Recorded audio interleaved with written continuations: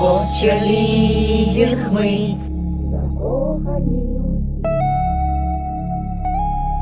Знаю, що найстарші з вас за 70, правильно? 75. Просто ви уявляєте, як це?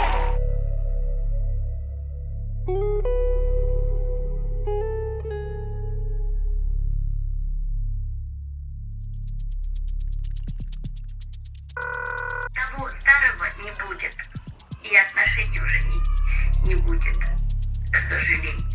Я вас в команду не поставлю. Либо вы приезжаете, и мы тренируемся, либо вы остаетесь на месте. Так что, Свет, ответ нет.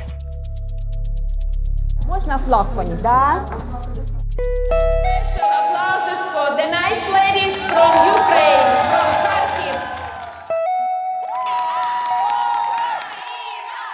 И победа будет за нами. Ура!